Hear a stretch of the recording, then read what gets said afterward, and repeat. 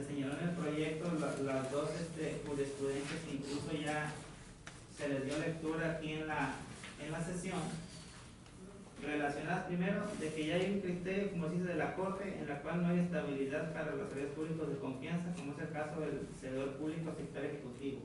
En ese sentido, ya hay jurisprudencia que dice que cuando exista jurisprudencia tematizada al respecto, los agravios que se hagan valer en contra de una determinación en la cual ya fue objeto de análisis, en este caso la estabilidad de los servicios públicos de confianza en el servicio público, tales conceptos de violación o cuestiones de agravios son inoperantes porque ya existe una jurisprudencia. Entonces nada más es checar esta parte para evitar violentar esas tres jurisprudencias y en dado caso pues ver la forma en la cual se resolvería este asunto. De nuestra parte serían los puntos que se está de nuestra parte comentando. Sí, no se va a comentario antes, magistrada, si no procedería a contestar las. Un muy pequeño. Adelante, por favor. Como dicen por ahí por alusión, con respecto a que nosotros entonces entendería que nuestro funcionar también adolece de cierta validez ante las cuestiones que se han argumentado, ¿no? Yo creo que o sea, no viene al caso el magistrado Santutani. Desde luego preside, está presente en todas las sesiones y él sabe, y aquí el secretario no me dejará mentir, que siempre que se va a incorporar comentarios a vertidos o análisis o interpretaciones, incluso al momento de emitir nuestro voto decimos con las ediciones o con las manifestaciones o con los argumentos, ¿no? Entonces, de hecho, se han hecho comentarios específicos con respecto a qué acepta en un momento dado el ponente, de cambiar su proyecto, de no cambiar, y eso no conlleva la realización de un negocio o alguna otra figura que se derive de la misma votación, ¿no? Yo creo que su ejemplo del funcionamiento del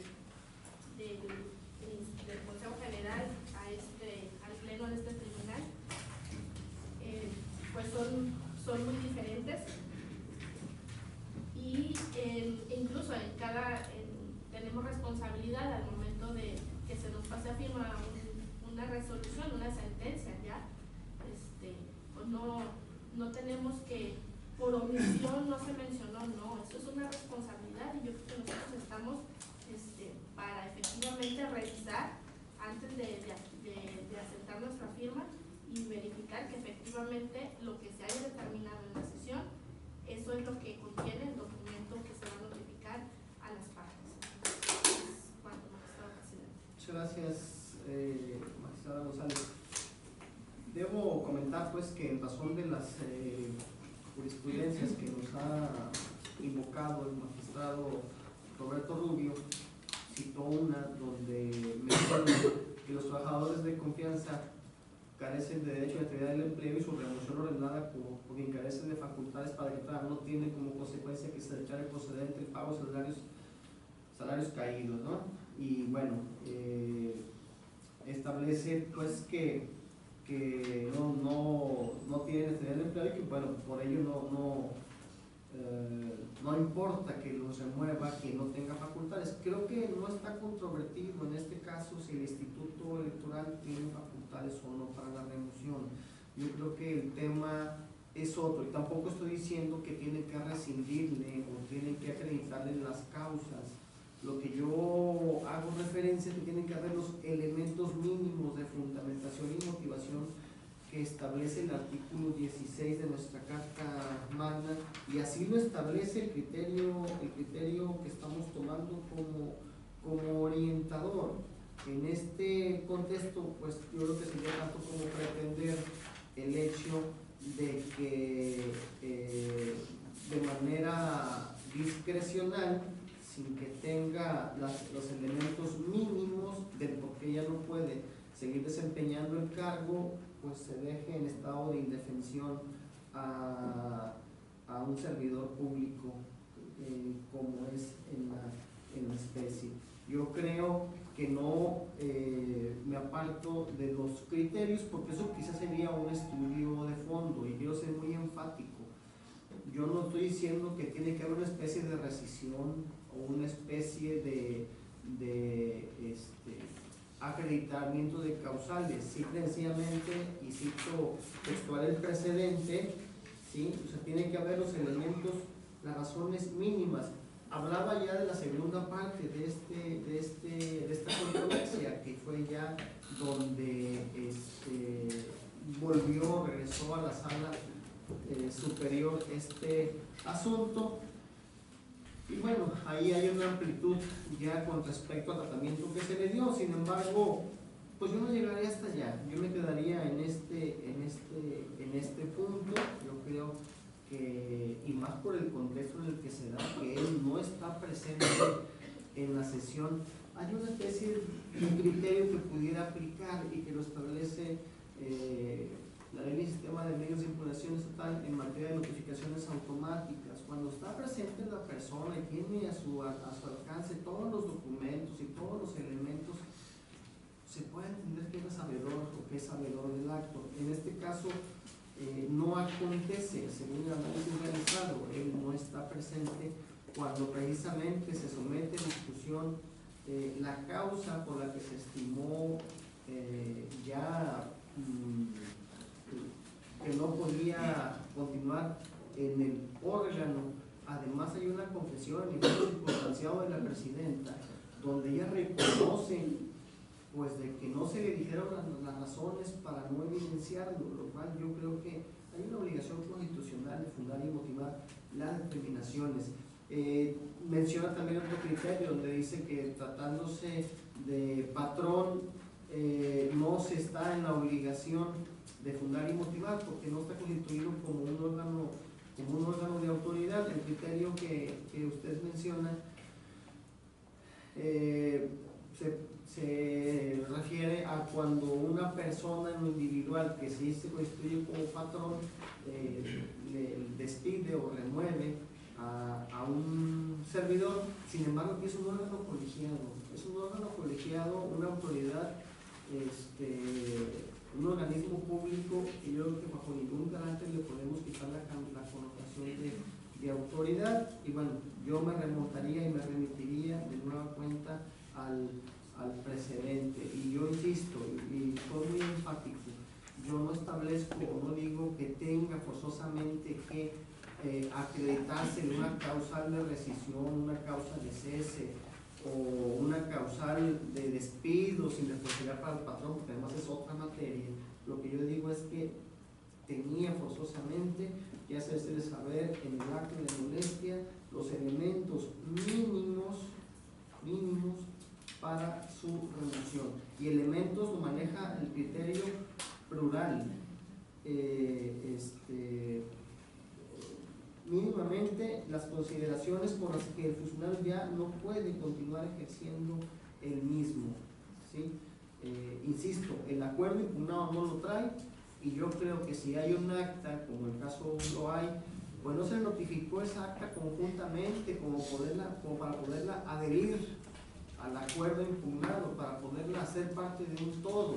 Creo que si bien él ofrece como prueba con posterioridad únicamente para acreditar otros elementos, se acredita por ejemplo que no estuvo presente, eso se desprende del acta, también del video. Yo creo que si se hubiese apuntado el acta a la notificación, podría haberse hecho sabedor quizá el tema de la pérdida de confianza, aunque insisto, en el acto de autoridad, el acto de molestia no viene esa parte, y yo creo que el hecho de que se haya establecido en un segundo momento, en otro documento, el cual no se notificó oportunamente, pues no podía ser como una extensión del acto de autoridad, porque hasta este momento quizá él ya vio el expediente y quizás se enteró del contenido, pero creo que de alguna manera sí debió de habérsele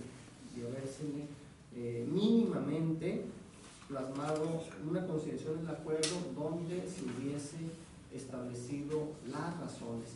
Y ya a partir de ahí, bueno, pues ya se revisará en lo subsecuente y son válidas o no, ya sería un segundo momento. Aquí, como lo dijo en este precedente, no se está prejuzgando si la revocación, si la razón por la cual se le revocó el cargo y cesó fue justificable. Simplemente, insisto, es un tema mínimo de fundamentación que deviene el artículo 116 y que es, pues, que debe de venir, pues, de un mandamiento escrito, fundado y motivado. Y creo que en este caso no se surte en la especie, y yo considero que no nos apartamos de los criterios, porque de alguna manera somos muy claros. No estoy diciendo que se necesite acreditar una causa de remoción, simplemente los elementos mínimos que debieron de haberse comunicado. No sé si faltó algún elemento por pronunciarse. No, nada más un tema que sí lo comenté por una expresa, pero que sí obligaría un conocimiento de parte de ustedes, es el relacionado que en el proyecto es el primer punto fue que si se dijo o no se dijo una situación mínima. Ya entiendo superado ese criterio por la mayoría de ustedes, en el sentido de que no se está diciendo el por qué debe de removerse el cargo, y por lo tanto pues implica, no sé, hasta ahorita no he conocido los efectos que implicaría en cuanto al acuerdo. Sin embargo, también debería de existir una determinación por parte del Pleno, en el sentido de que, o sea, ¿dónde queda la jurisprudencia del Pleno de la Corte y de la segunda sala que están aquí plasmadas, y una relacionada con la ley burocrática local colimense, en el sentido de que los trabajadores de confianza no tienen estabilidad en el empleo? Incluso dice, no pueden válidamente demandar con motivo de sucesos de indemnización o restauración del cargo. Entonces, sí, sería que, en dado caso que se haga un engrose, uno es, primero, no vienen las causas.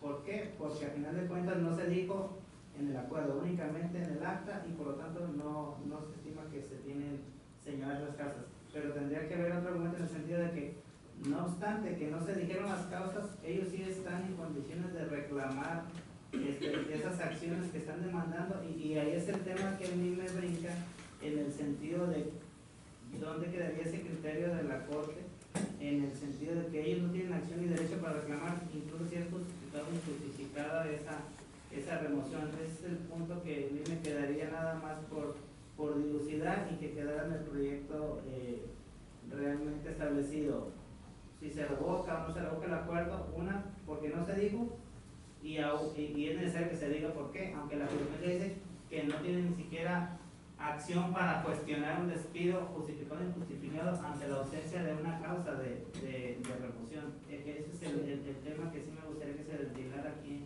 en la sesión. Voy a ser enfático. Aquí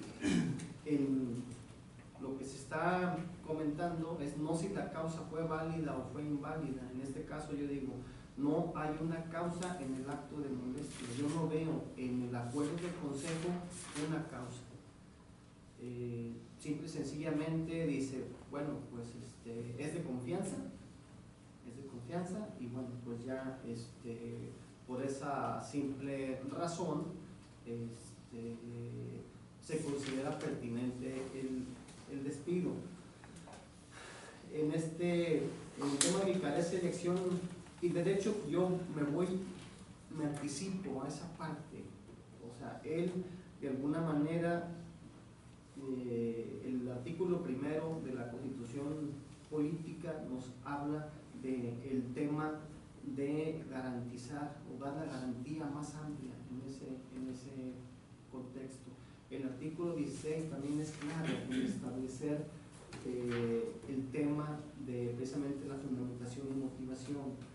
En ese contexto, yo creo que a partir del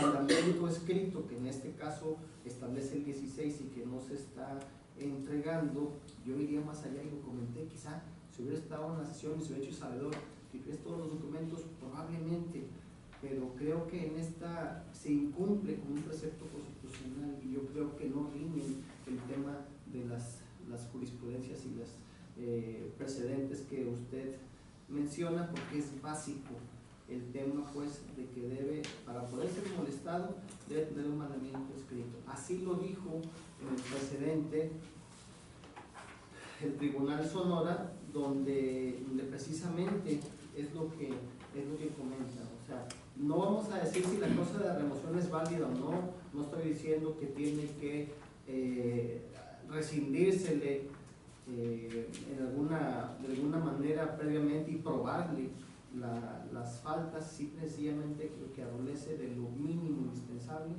que es el tema de la fundamentación y motivación en un mandamiento escrito, como en este caso fue el acuerdo por el que se concluye con el cese de funcionario. No sé si tengo algunos comentarios.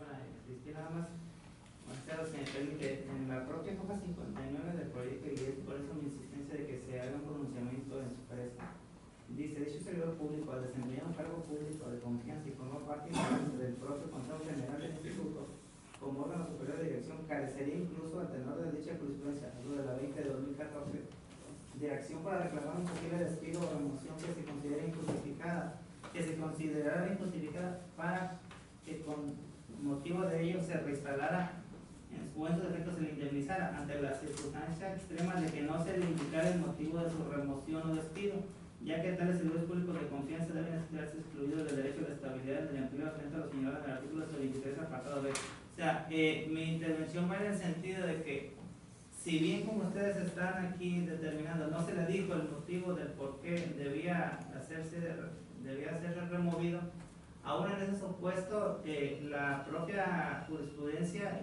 o más bien dicho, el propio artículo 123 apartado B, fracción 14, al tenor de la jurisprudencia 20 de 2014, derivada de la contracción de 293 de 2011, no les da esa acción para cuestionar esa remoción. Entonces, el hecho de que aquí se analice esa cuestión y que incluso se declaren, quiero pensar, fundados para efectos de que se deje insubsistente esa remoción, pues implica que se está pronunciando en sentido contrario a este proyecto, y sí sería necesario el establecer por qué es necesario que se le establezca una causa de remoción, aún en el supuesto de que existe jurisprudencia firme de que no es necesario expresarse la causa. Nada más es en cuanto a este tema.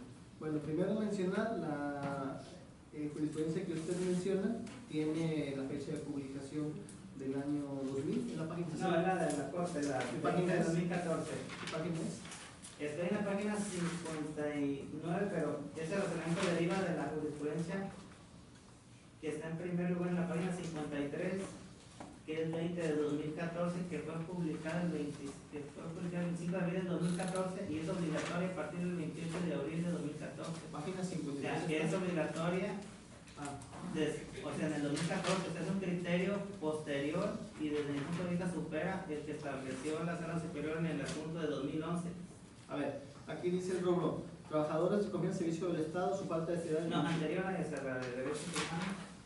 Derechos humanos, contenidos en la Constitución y en tratados, constituyen el parámetro de control de regularidad constitucional, pero cuando en la Constitución hay una decisión expresa, el ejercicio de ellos debe estar a lo que establece el texto constitucional. Definitivamente, o sea, estamos hablando de que si hay tratados internacionales que precisamente den protección, no aplican por la restricción constitucional. Quiero pensar la que establece el 123b, fracción 14, donde establece precisamente que no gozan de estabilidad en el empleo. Sin embargo, yo insisto, en el caso que nos ocupa,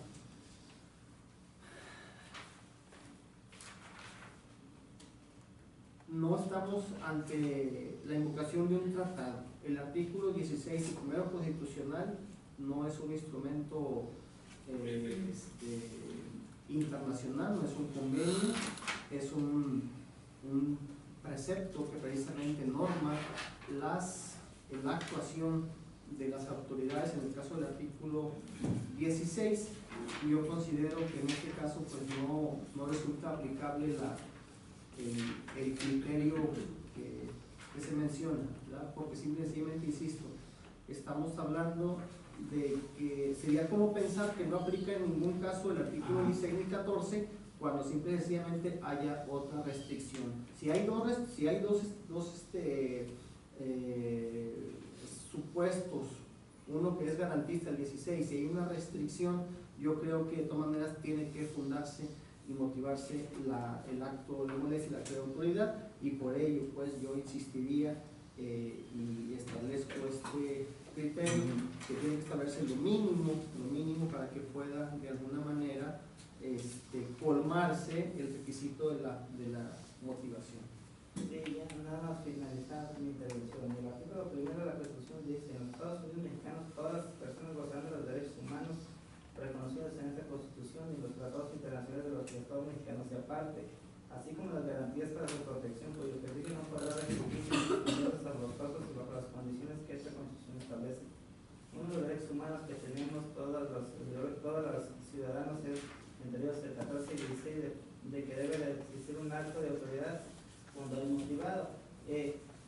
También de que hay actos de autoridad formal que también pueden estar desde la óptica de un particular, que es lo que se está estableciendo. Y en ese sentido, el 123 establece efectivamente esa restricción constitucional a ese derecho a la estabilidad. Entonces, el artículo primero de la Constitución debe ser entendido en consonancia con esa restricción constitucional del 123. O sea, aquí es ¿cuál? El derecho que tienen los servidores públicos del Estado a tener una estabilidad en el empleo, sí, los de base, pero los que son de confianza no tienen estabilidad en el empleo.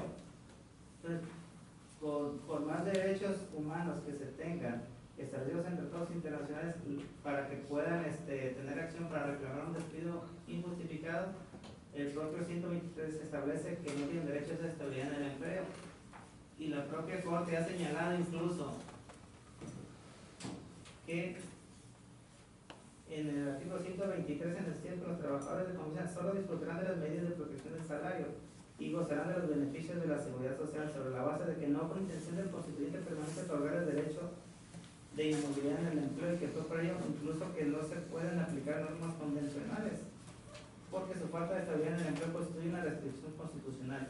Entonces, nada más ese tema era cuestión de señalarse en el sentido de que si no tienes derecho para, o no tienes acción para reclamar una remoción, ¿cómo es posible que el órgano que está analizando una remoción determine que fue ilegal cuando ni siquiera el servidor público de confianza tiene ese derecho de acción para combatirlo? O sea, nada más es lo que no me queda claro en cómo se argumentaría. De acuerdo. El tema del artículo 16 nos entenderíamos que no hay necesidad de fundar y motivar ningún acto de autoridad al anuncio de que hay una restricción en otro precepto, o ante el derecho que te concede el 16 de obligación para las autoridades, como entonces que se ponderaría más la restricción o la obligación de la autoridad de fundar y motivar mínimamente una determinación.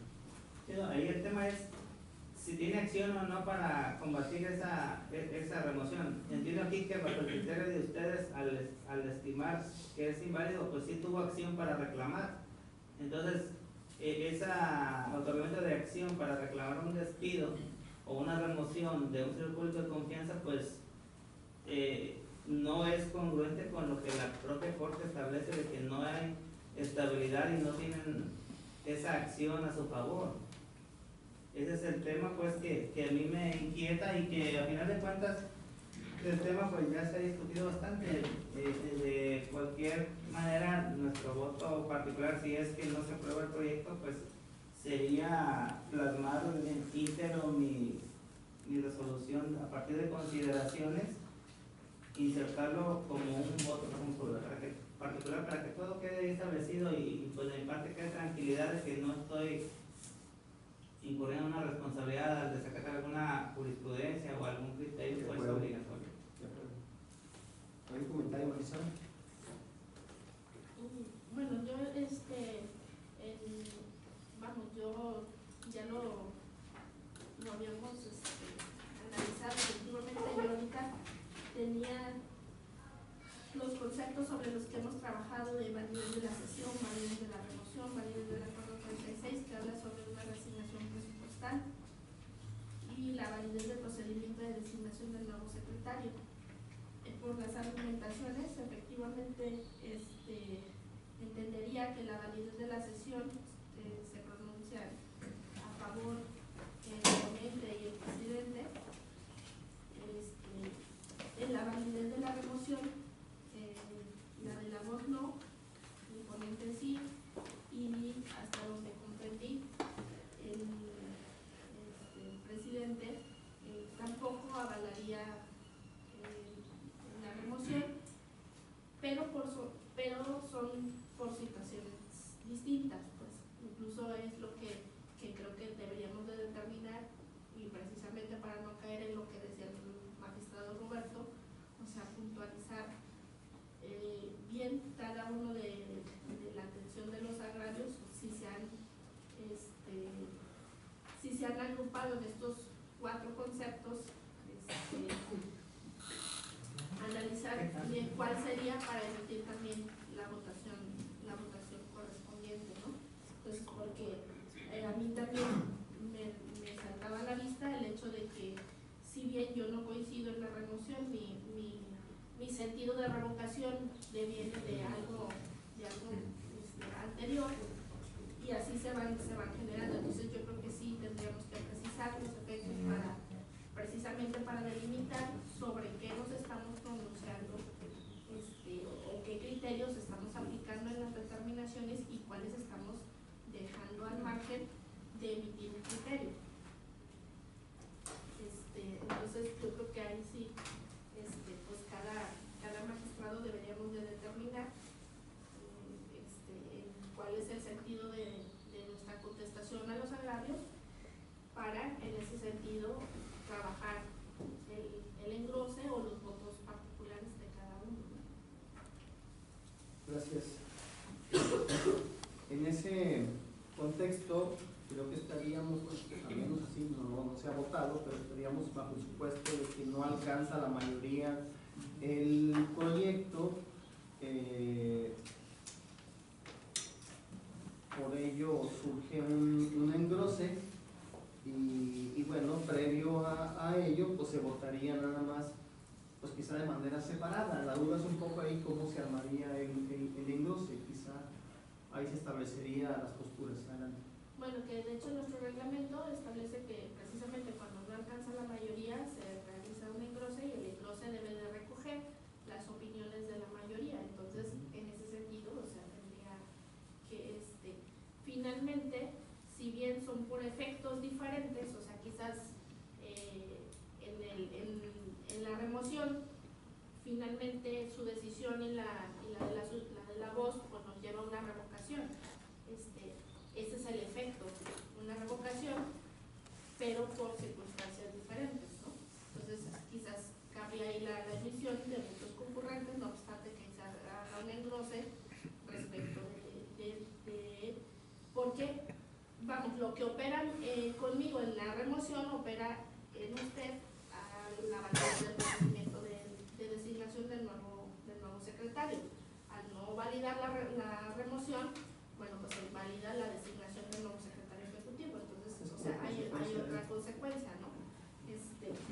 Y yo creo que si tenemos, primero, o sea, sería agrupar en estos 4 grandes conceptos los agravios, para poder proceder a una votación y emitir un voto, y sí quedar bien determinado qué es lo que se tiene que hacer en el engrose, dado de que hay más revocaciones que lo que se pretende confirmar, ¿no? Sí. A ver, maestra, para ver si quedó muy claro.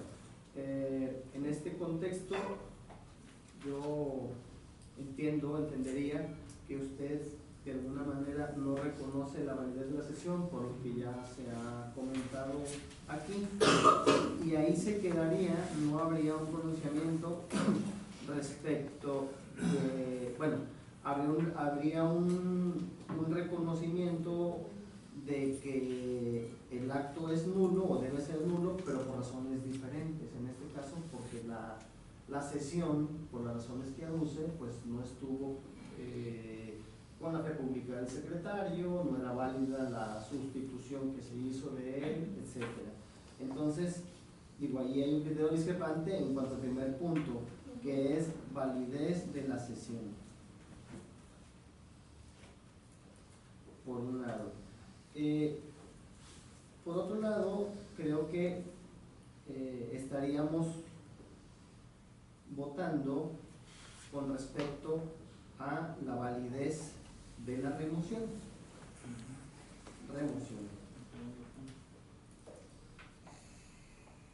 Creo yo que una salida podría ser un voto concurrente, toda vez de que en este contexto se aprueba, o más bien no alcanza la mayoría del proyecto, de alguna manera se aprueba la postura general respecto a de que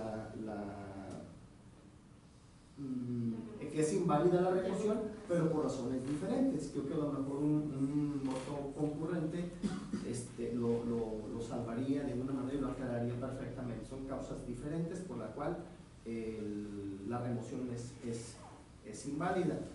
Con respecto a la validez de la sesión, pues tenemos la postura coincidente, el magistrado Roberto y un